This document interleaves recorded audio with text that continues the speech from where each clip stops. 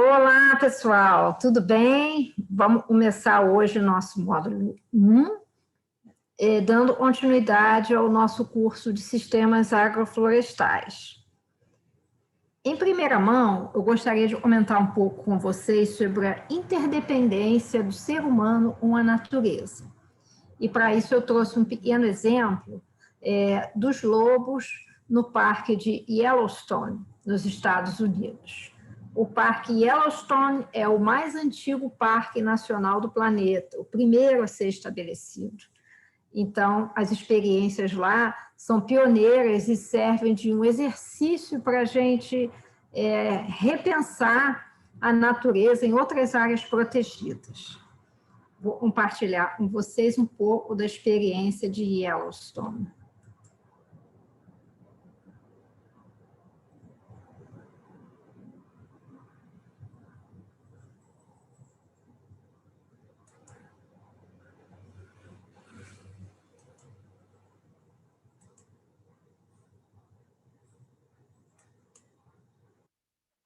Foram derrubadas para dar lugar a passagens de gado e agricultura.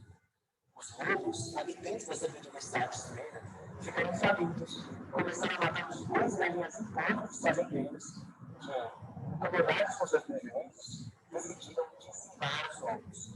Tanto que, em 1950, a população desses lindos animais foi quase completamente extinta em toda a cultura. Essas zonas, no Parque de Yellowstone, a população de aves, sistematicamente, eles ficam muito menos dessas cidades, porque passaram praticamente toda a grana dos aqui. Com isso, não só a vegetação, mas tudo o ecossistema do parque ficou desequilibrado. Em 1995, o governo resolveu recuperar a espécie ao reintroduzir 14 lobos de volta ao parque, um verdadeiro milagre aconteceu.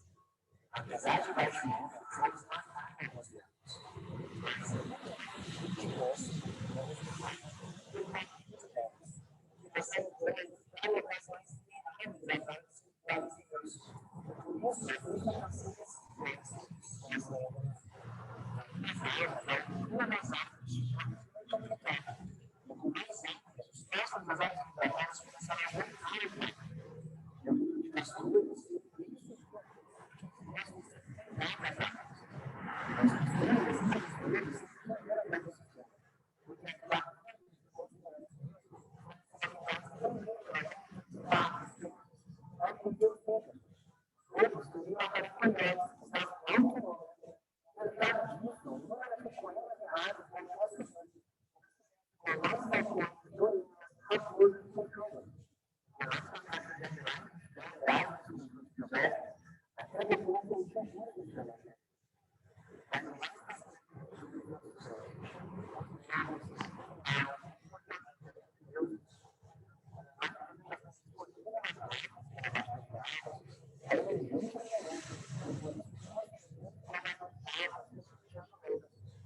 a estabilidade das margens exige uma bastante informação nas agriculturas, que se começa a vegetação da produção alimentar.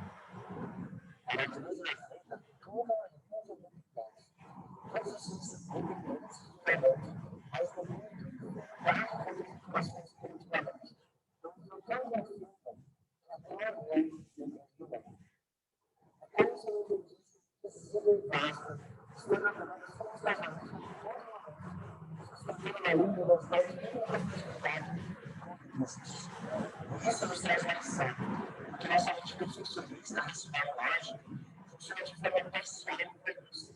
Ao escolher apenas o que nos agrada e rejeitar só o que nos incomoda. Por isso, no campo psicológico, usamos essa parcialidade de entender. Queremos a vida, não a morte. Queremos apenas felicidade, nada de tristeza. Queremos paz, não ansiedade. Queremos crescer mais nossa vida. Queremos amor, mas não tolerância. Mas nós, lágrimas do orgulho, vivemos mais intensamente. Nas lágrimas da tristeza, vem um aprendizado que aprofunda essa família. Na ansiedade, nós diferenciamos toda a vida que pacifica os sofrimentos que aparecem. Os benefícios da vida quando reconhecemos nossa tolerância. Na vida do mundo, a fé.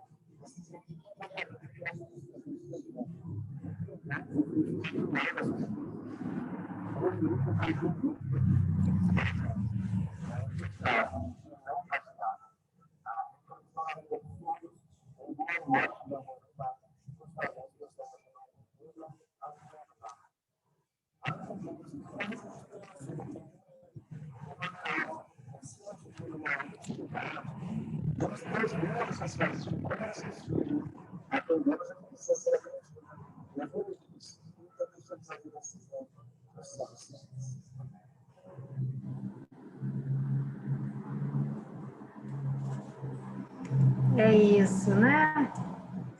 Vida e segue. Espero que vocês tenham gostado desse exemplo de Yellowstone e eles, com certeza, pode ser aplicado a várias áreas naturais que a gente tem aqui no nosso país e que mostra como é importante cada elo da intrincada teia da vida. Então, vamos respeitar a diversidade e aceitar, e o ciclo da vida segue, e trabalhar em benefício dos ecossistemas. Essa é a proposta que a gente vai trabalhar juntos agora, nesse período. Agora que nós vimos um pouco a historinha de Yellowstone, vamos à nossa apresentação do módulo de hoje. Vamos lá.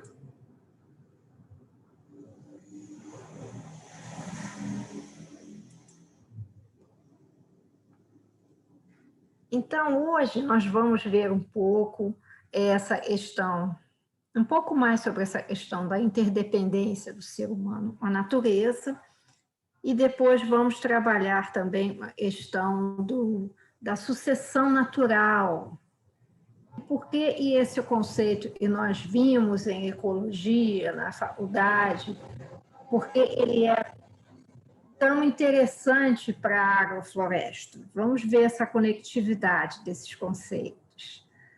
Então, para começar, vamos ver um pouquinho mais sobre a interdependência a partir do que nós vimos nesse exemplo do lobo. A íntima relação homem-natureza. Eu tinha tentado colocar o vídeo do lobo na apresentação, mas só veio o som, então, por isso eu mostrei logo para vocês antes, né? Obras de arte já retrataram o respeito à terra, a vida e o solo representa, né? Então, a maneira de conversar com o meio ambiente e pensar no modelo de agricultura que seja baseado no funcionamento dos ecossistemas. Esse é um importante diferencial e a agrofloresta pode trazer para nós. É uma mudança de paradigmas, você pensar uma maneira de plantar em sintonia com a preservação do meio ambiente. Esse é um diferencial, plantio amigo do ambiente. Então, quando nós pensamos no ambiente para sustentar a vida, nós entendemos essa questão da intrincada rede de interdependência entre todos os seres e a paisagem. Todos os seres significa nós, seres humanos, também. Porque o ser humano é a natureza. Nós precisamos pensar e nós fazemos parte dessa teia da vida. Então, quando nós pensamos em grupos sociais historicamente relacionados com o meio ambiente, como caboclos, caiçaras, caipiras, quilombolas, indígenas, os povos nativos, os povos originários, eles têm esse entendimento da dinâmica do funcionamento do sistema e essa relação onde eles se inserem. Então, nós podemos aprender com nossos ancestrais e pensar um pouco em relações entre nós humanos e a natureza.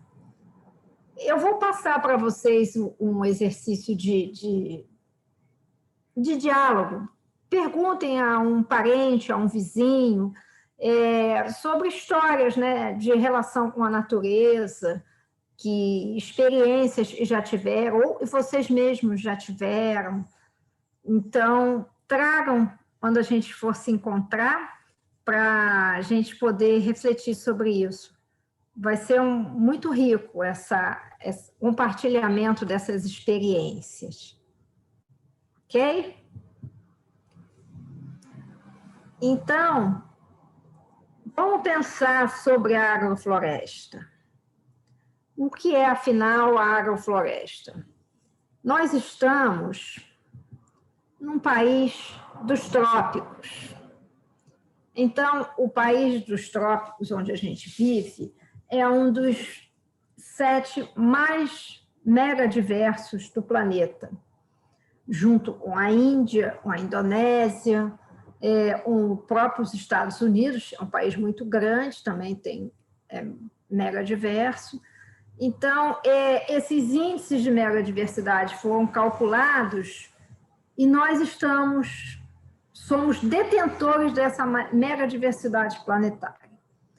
Quando a gente pensa em plantar num país megadiverso, você tem que considerar que quando você prepara a terra, uma série de organismos vão se agregar a ele, vão vir.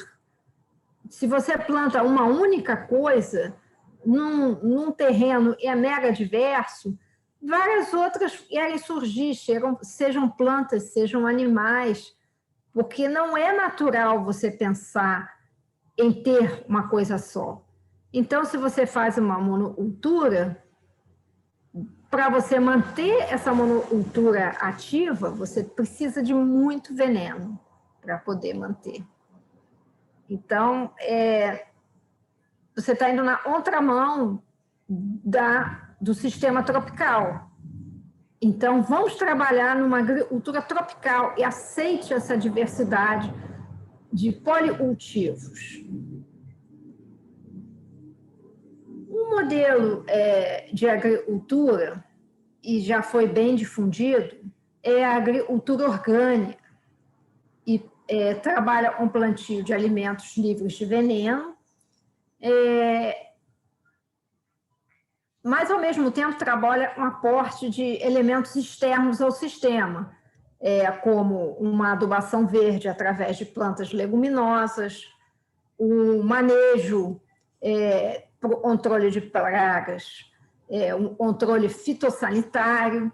Então, para que você tenha um cultivo de orgânicos, existem algumas metodologias a serem assumidas para você poder fazer esse plantio. Então, é importante a gente perceber que a agricultura orgânica, ela necessita de aporte de insumos externos para ela funcionar. Faz parte desse modelo. Um outro tipo de agricultura é a agricultura sintrópica. E o que é sintrópica? A sintropia é o oposto da entropia. A entropia no sistema natural é quando o sistema perde energia. Se a gente tem um plantio monocultural, por exemplo, uma imensa floresta de eucalipto, e no Espírito Santo a gente conhece bem, ali mais ou menos de Soretama até a divisa com a Bahia, a gente tem extensas áreas plantadas em monocultura. Então, quando você faz esse tipo de plantio, a cada ciclo o sistema perde energia. Então, nós temos e colocar mais insumos, mais adubos e controlar a presença da chegada de outros organismos vivos com veneno. Então, esse é o sistema entrópico. A agricultura tradicional é entrópica. E na outra mão desse sistema está a agricultura sintrópica, onde você planta em simbiose com a floresta. Você vai plantar tudo junto e misturado. Plantas de vários ciclos diferentes, todas plantadas juntas. Quando você faz essa mistura, você perde a necessidade de colocar adubo, não há mais necessidade de agrotóxicos, porque é um policultivo, então a praga ela se estabelece quando você tem uma coisa só, ela alastra e ocupa todas as plantas. Mas se você só tem um pouquinho de cada uma, não tem muito ambiente para proliferação de pragas. O diferencial da agricultura sintrópica é que, a cada ciclo de cultivo, o sistema gera energia, agrega mais energia. Então, cada vez mais você tem um sistema mais estável e mais diverso, que está em sintonia com o lugar de viver que a gente tem. A gente está num lugar que é naturalmente mega diverso. Então, se você tiver um sistema de plantio e respeite essa diversidade, a gente vai ter um caminho mais harmônico de trabalhar a agricultura. A sucessão natural das espécies, ela é, nesse sentido, ela é um caminho necessário para você atingir uma estabilidade do sistema sintrópico. Então, você vai ter plantas de diferentes estratos, uma ajudando a outra, e você vai ter animais e plantas vindo também participar desse sistema. Eles vão vão frequentar o sistema. A produção de alimento é variada, você não vai produzir um único tipo de alimento, e para você fazer a manutenção do sistema, você faz podas controladas, que vão ajudar a nutrir o solo novamente. Ao invés de esperar uma árvore cair por estar senescente, velha, não, você vai dar uma ajudinha e vai controlar fazendo podas seletivas. A capina seletiva e a poda seletiva são elementos necessários para você manter o sistema sintrópico. Então, nós vamos ver um pouco mais sobre esse sistema agora durante esse período.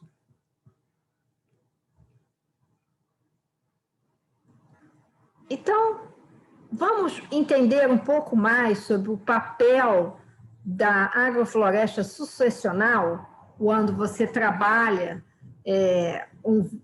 a diversidade de espécies, cada uma um papel diferente. Vamos lá, vamos entender?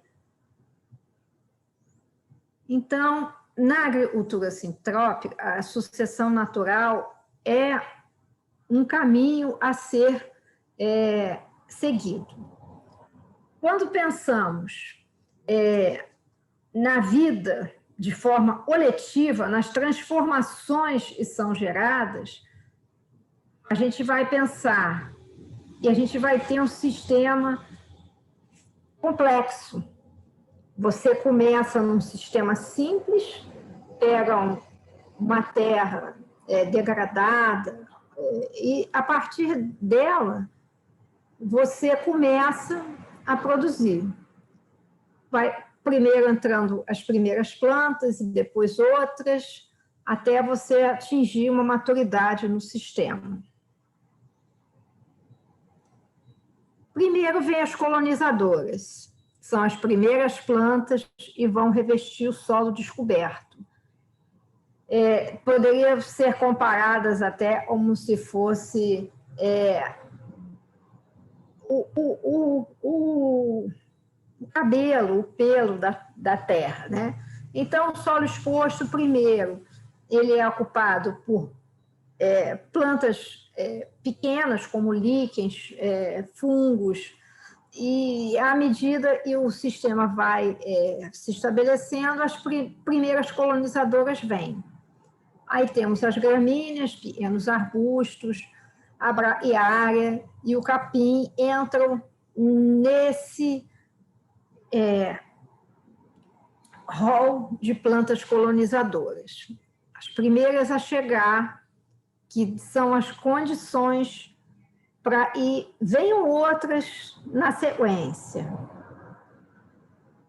Logo a seguir, depois do capim ter sido estabilizado, começam a vir as pioneiras. Então, quando a gente está trabalhando no sistema sintrópico, você chega num lugar que só tem capim, você tem que fazer uma intervenção e começar a trazer pioneiras. As pioneiras já são plantas com alguma altura, como o açapeixe, é uma planta melífera, né? E atrai abelhas, né?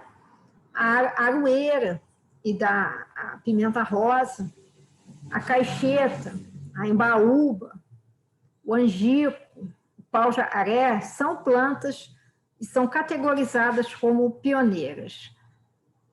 Essas plantas todas, elas já têm uma estrutura que alimenta o solo. Elas produzem pequenos frutos e os galhos e folhas que caem dessas plantas vão começar a fazer uma nutrição inicial daquele solo e só estava com gramíneas. Então, começa a se formar uma microbiota que vai permitir que outras plantas se desenvolvam. Então, se você tinha um solo arenoso, argiloso, a estruturação do solo começa a se transformar à medida que vão chegando as plantas. Na sequência, vêm plantas secundárias, e podem ser divididas em iniciais e tardias. Não necessariamente a gente precisa dividir dessa maneira, né? Por uma questão didática, eu apresento para vocês nessa divisão, mas às vezes é até difícil você conseguir distinguir quem é uma secundária inicial, quem é uma tardia, mas vamos ter um entendimento e primeiro aparecem algumas e depois outras. Então, as primeiras plantas secundárias que agregam no sistema, muitas delas têm sementes e são dispersadas por anemofilia, né, pelo vento, e frutos comestíveis, né, zoocoria também, serve de alimento para os animais ajudam a dispersar essas sementes. O solo já vai tendo uma estruturação maior, a gente já tem organismos no solo e uma digestão das frutas e galhos que caem no chão. Nessa condição de secundárias iniciais, nós temos a paineira, e dá belíssimas flores, e dá um fruto como uma cabaça, assim, que cai um monte de sementinhas que são dispersadas pelo vento. O canudo de pito, e dá flores amarelas em cachos, que são polinizadas pelas borboletas. O tamboril, o ingá, e dá uma baga de frutos, e são doces, numa baga longa, ele nasce perto da água, né? Então, são algumas secundárias iniciais. Nas secundárias tardias, começam a aparecer plantas que já têm um pouco mais de exigência em termos de qualidade do solo. O solo mais estruturado agora, nessa fase, já é um solo escuro, um solo fofo, onde há micorrizas e vão levar os nutrientes de volta para as plantas. Existe uma maior troca com o solo, que ele sendo mais fofo, mais poroso, ele permite também que a água penetre melhor. Não é ele solo, é um solo mais rico. Nesta fase, o ambiente já consegue dar vida a plantas como a cortiça, o barbatimão, o palmito jussara, e é um alimento muito apreciado pelos povos da Mata Atlântica. Então, a gente já tem uma melhor estruturação e uma diversidade de plantas lenhosas, um caule mais organizado. Então, nós temos esse avanço na estruturação também da colonização vegetal no ambiente. Finalmente, nós temos as plantas clímax, e são elas que vêm quando a floresta já está formada, quando a gente tem um ambiente resiliente, complexo, com abundância de espécies. Nessa condição de clímax, nós temos, por exemplo, a sapucaia, o jatobá, que são grandes árvores, e atingem uma copa mais alta e fazem uma presença mais solene no ambiente. E, por fim, nós temos as plantas emergentes, como a castanheira, o pau-ferro, a araucária. Árvores altas de copa cônica ocupam todo o topo da floresta. São plantas solares e necessitam de luz na sua copa. Elas vão aparecer quando a gente já tem uma floresta completamente constituída e produtiva. Eu vou fazer uma pequena pausa para mostrar para vocês uma animação da sucessão. Até já.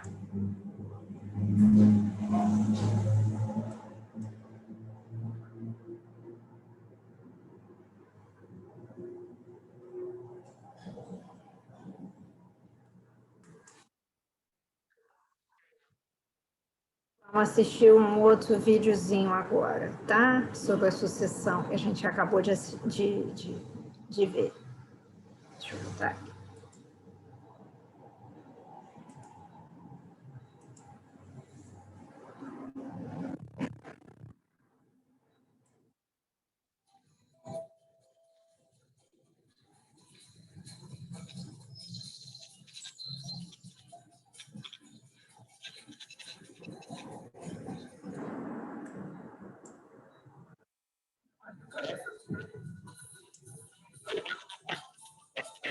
Isso aí, né?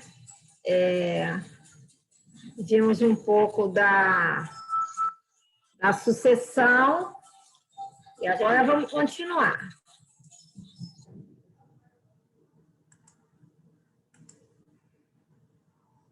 Vamos continuar.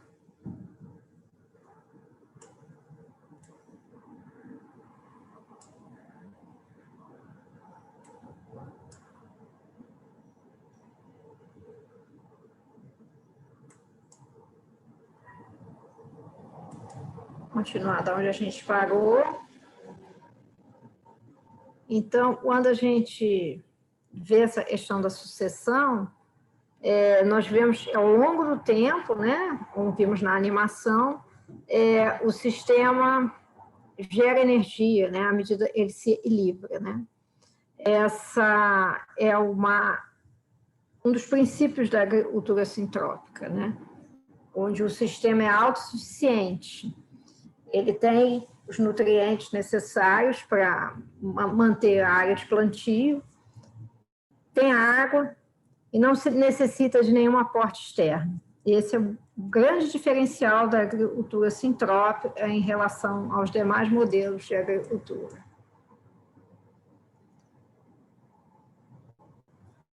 Então, qual é o gatilho para você ativar a vida no sistema agroflorestal? O pulo do gato é a poda. A poda é o combustível da transformação. À medida que você poda os galhos das árvores para que elas cresçam e não esgalhem, né, formem um monte de galhos, você promove essa transformação. Esses galhos caem, vão sendo nutridos. Se você colhe uma banana, você pega o caule da bananeira, é rico em líquido, né? É bem úmido, né? Você corta, fatia esse tronco da bananeira e incorpora ao solo de novo. Ele vai devolver os nutrientes necessários ao solo. Então, os procedimentos de poda e capina controlados, eles aceleram a ciclagem da matéria orgânica. É uma maneira de você recuperar áreas degradadas através do manejo, o sentimento que o agrofloresteiro tem de como e precisa lidar com essa terra. Escolher quem deve permanecer, quem deve ser podado, para que a gente vá, aos poucos, o sistema vá atingindo a sua maturação.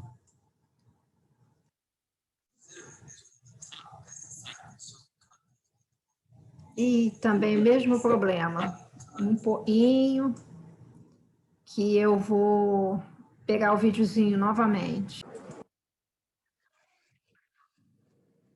Vou compartilhar o videozinho e, infelizmente, não está funcionando dentro da apresentação, aparece só o som. Vamos lá, vamos assistir.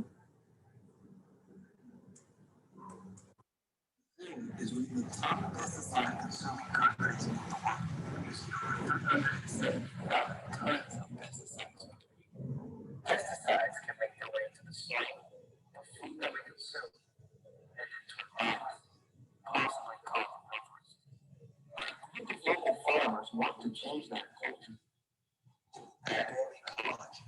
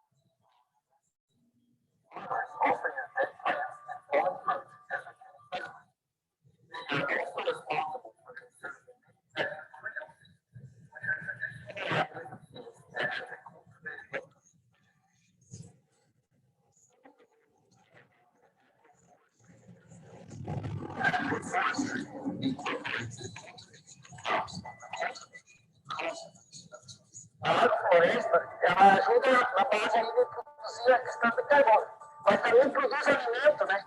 Até fruta para os passarinhos, para as abelhas, a flor, tudo isso. Então a agrofloresta, ela ajuda a filtrar toda essa poluição que tem. Porque a natureza descoberta sem vegetação grande, você olha ali, é um negócio muito. A agrofloresta é vida. But they don't just want to keep these practices in the settlement. They want others to learn from. E aí você também tem a escola latino-americana de agroecologia, que é uma instituição em 2005. Which is greatly founded in students all over the world.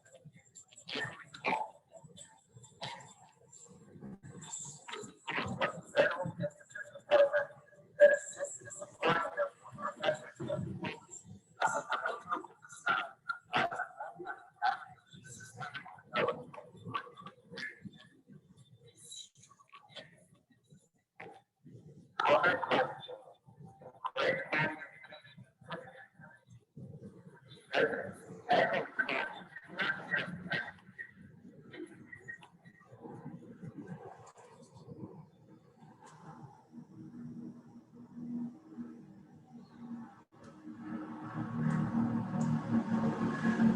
Bacana, né?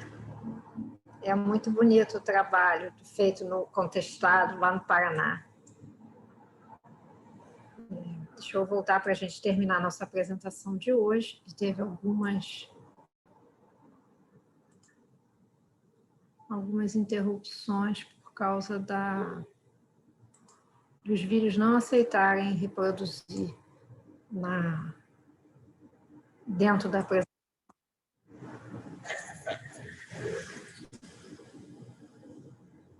Então, para fechar, eu vou deixar o pensamento do dia do George Capra. Capra é um físico renomado e, com o tempo, com a idade, ele se tornou também um ambientalista. E hoje ele é um dos grandes defensores da agroecologia. Então, ele diz, se temos todo o conhecimento científico e tecnológico para construirmos um futuro sustentável, por que simplesmente não o fazemos? Fica como uma base de reflexão para vocês pensarem por quê. Eu vou deixar também, como uma sugestão para esse módulo, um filme de animação, um anime japonês, chamado Princesa Mononoke, que a animação mostra o mau uso da terra, que os desdobramentos que podem acontecer do mau uso. É muito interessante o trabalho do cineasta japonês Hayao Miyazaki, então fica aí como sugestão para vocês buscarem para assistir. Aqui o link do assentamento do Contestado, e eu disponibilizo para vocês no material do módulo, e também disponibilizo para vocês o livro, um capítulo desse livro, A Visão Sistêmica da Vida, do George Capra, junto com o Pierre Louise. Tá bom? Então, uma boa leitura do material sugerido, uma boa pipoca aí para assistir com o filme.